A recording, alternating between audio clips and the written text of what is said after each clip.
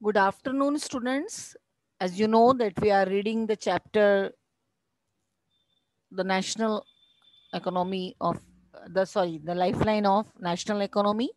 So our today's topic is problems faced by road transportation. कल के video में हमने देखा था कि रोड ट्रांसपोर्ट अपने आप में एक बहुत ही इंपॉर्टेंट मींस ऑफ ट्रांसपोर्टेशन माना जाता है. हम किसी भी अगर वेज की बात करें, हम एयर वेज की बात करें, हम वाटर वेज की बात करें, अगर हम रेलवे स्टेशन भी जाना चाहते हैं तो बिना रोड ट्रांसपोर्टेशन के सब चीजें पॉसिबल नहीं रहती हैं. तो our today's topic is 5 major problems faced by the road transport in India are. Road इतनी आसानी से नहीं बनते. रोड अगर ट्रांसपोर्टेशन के मींस में हम यूज भी करते हैं तो बहुत तरह की प्रॉब्लम्स हमें फेस करनी पड़ती है. The first one is road network is इनएडिक्वेट in India. Bharat में जो रोड नेटवर्क है वो बहुत ज्यादा इनएडिक्वेट है. हर जगह हमें अलग अलग तरह का रोड नेटवर्क देखने को मिलता है. About half of the roads are unmetalled and this limits their uses during the rainy season. हमारे यहाँ आधे से ज्यादा जो रोड हैं वो अनमेटल्ड रोड हैं. कल मैंने आपको मेटल्ड और अनमेटल्ड रोड दोनों बताई थी. तो जो अनमेटल्ड रोड हैं उनकी जो लिमिट्स हैं वो सिर्फ रेनी सीजन तक ही रहती है. The roadways are highly congested in cities. जब हम शहरी क्षेत्रों की बात करते हैं तो यहाँ पर आप देखते हैं कि जो रोड है, हम अपने शहर की बात करें कि जो रोड है उस पर ट्रैफिक जो रहता है वो बहुत ज्यादा कंजस्टेड रहता है. Most of the bridges are old and narrow. कई सारे जो ब्रिज सड़कों पर बने हुए हैं वो बहुत ज्यादा पुराने हैं और बहुत ज्यादा सकरे हैं. Disrespect to the traffic rules is the major problem. सबसे बड़ी बात है कि यातायात के नियमों का पालन नहीं करना. ये हमारे यहाँ का एक ट्रेंड है. Citizens have casual attitude towards the traffic rules. जितने भी ट्रैफिक रूल्स बने हैं उसको सिटीजन्स जो है, जो रहने वाले लोग हैं, वो बहुत गंभीरता से नहीं लेते हैं. And which leads to the accidents causing traffic jams. जिसकी वजह से हमें ट्रैफिक जैम जैसी प्रॉब्लम और एक्सीडेंट जैसी चीजों को फेस करना पड़ता है. Here you can see the national highways, roadways आप देख सकते हैं जो मैंने कल आपको बताए थे. 4 तरह के रोडवेज बताए थे जो गोल्डन क्वाड्रिलेटर्स थे. फिर इधर नॉर्थ साउथ की तरफ देख रहे हैं corridor, national highways with number के साथ नेशनल हाईवेज भी दिखाई दे रहे हैं इसमें. Now the next one is railways. अभी roadways पढ़ा था. Railways. Railways are the principal mode of transportation for carrying huge loads and bulky goods for long and short distance in India. Bharat में railway यातायात को सबसे ज्यादा आसान और सुलभ माना जाता है क्योंकि रेल एक ऐसा यातायात का साधन है जिसके माध्यम से हम बहुत भारी सामान और बहुत अधिक मात्रा में जो सामान है उसे आसानी से, चाहे लंबी दूरी हो चाहे शॉर्ट डिस्टेंस हो, हम उसे आसानी से पहुंचा सकते हैं. Railways have become more important in India's economy.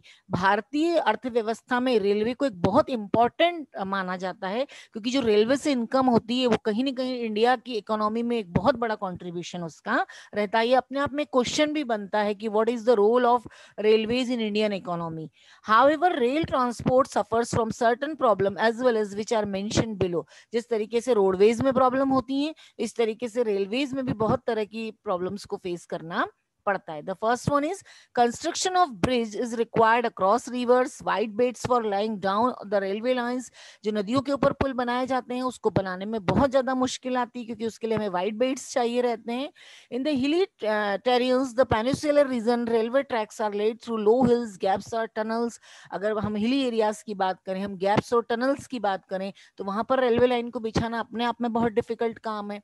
The Himalayan mountainous regions are also unfavorable for the construction of railway lines due to the highest elevation points in the surface, sparse populations and lack of economic opportunities. अगर हम बात करें कि हिमालय तक हमें जाना है, कल जैसे मैंने बताया था कि आप रोड के माध्यम से तो हिमालय तक पहुंच सकते हैं, लेकिन अगर हम रेलवे लाइंस की बात करें कि हमें हिमालय पर्वत तक रेलवे लाइंस पहुंचानी है तो ये बहुत मुश्किल काम होगा क्योंकि सबसे बड़ी बात तो है कि हमें इक्वल सरफेस ही नहीं मिलेगा लाइंस बिछाने के लिए.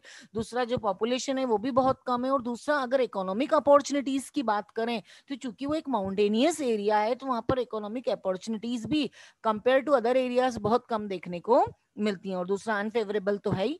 It is difficult to lay railway lines on sandy plains. अगर हम रेगिस्तान की बात करें वहां भी आप देखते हैं बस से या और किसी साधन से जाया जा सकता है, लेकिन एक सैंडी प्लेन्स में एक रेतीली जगह पर रेलवे लाइंस बिछाना इम्पॉसिबल है. वो बहुत ज्यादा डिफिकल्ट, पॉसिबल ही मतलब आप बना ही नहीं सकते. रेत पर आप रेलवे लाइन कैसे बनाएंगे. Here you can see the Indian railway network runs in the multiple gauge operations. किस तरीके के आप broad gauge, metre gauge, narrow gauge, इस तरह की अलग अलग लाइंस रहती हैं, किस तरीके के किलोमीटर्स और रूट्स हैं, रनिंग ट्रैक है, टोटल ट्रैक कितना हो गया, ये सब यहाँ पर है। ये आपकी बुक में भी दिया हुआ है चार्ट पूरा।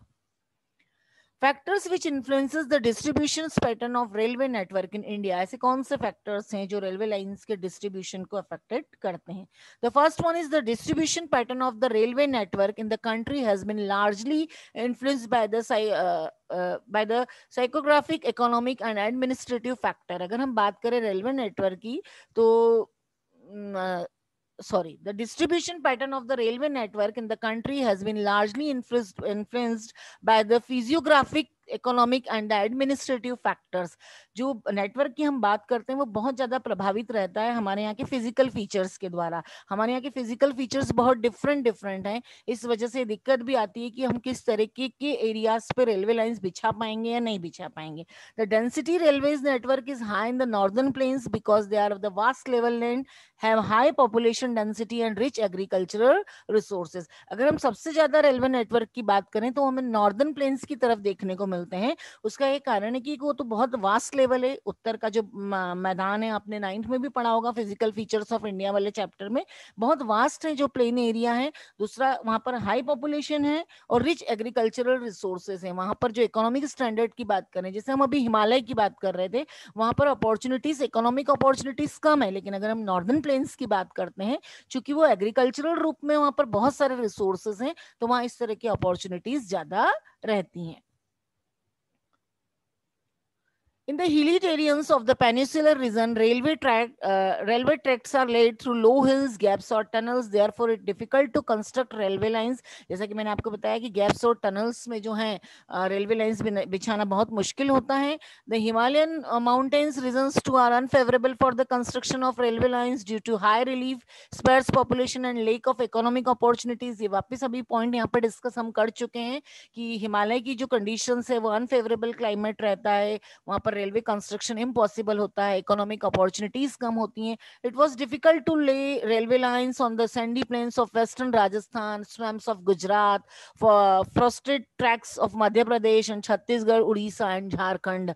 मैंने बोला आपको कि जैसे रेतीली जगह की बात करें हम, या हम वेस्टर्न राजस्थान की बात करें, गुजरात की बात करें हम, फ्रॉस्टेड ट्रैक है मध्य प्रदेश के, यहाँ पर रेलवे लाइन का काम बहुत डिफिकल्ट हो जाता है. तो इसके कंपैरिजन में जब हम बात करते हैं तो रोड जो है वो रेलवे की बजाय बहुत आसानी से हर जगह पहुंच सकती है.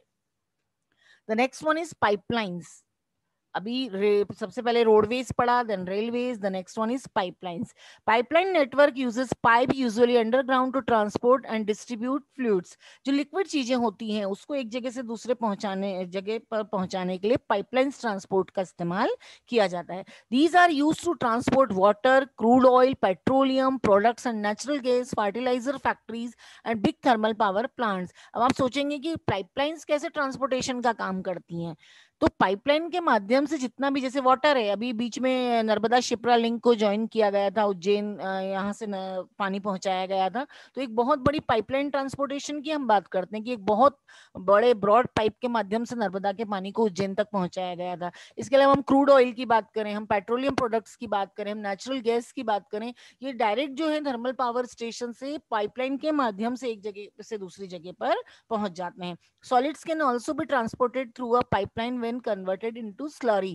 जो सॉलिड चीजें हैं उसको भी जब लिक्विड में स्लरी फॉर्म में कन्वर्ट कर दिया जाता है तो ये स्लरी भी जो है पाइपलाइन के माध्यम से ही एक जगह से दूसरी जगह पर पहुंचाया जाता है. There are 3 important networks of pipeline transportation in the country. अगर हम भारत की बात करें तो इसमें 3 मुख्य पाइपलाइन ट्रांसपोर्टेशन है.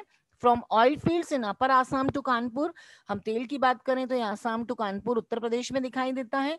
From Salaya in Gujarat to Jalandhar in Punjab, Gujarat से देखेंगे आप जालंधर पंजाब में. And from Hazira in Gujarat to Jagdishpur in Uttar Pradesh. ये 3 मेन इंपॉर्टेंट नेटवर्क हैं पाइपलाइंस के.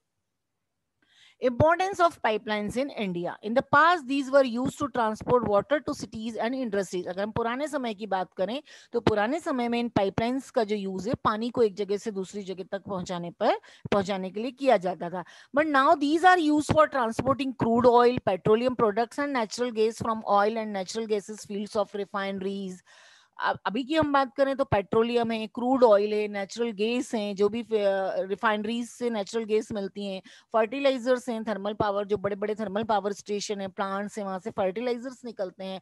And solid can also be transported through a pipeline when converted into slurry. ये मैंने अभी आपको समझाया था कि सॉलिड को जब हम स्लरी फॉर्म में कन्वर्ट कर देते हैं तो ये भी पाइपलाइन के माध्यम से पहुंच जाता है। Because of pipelines, refineries like the Barauni, Mathura, Panipat and gas based fertiliser plants could be located in the interiors of India.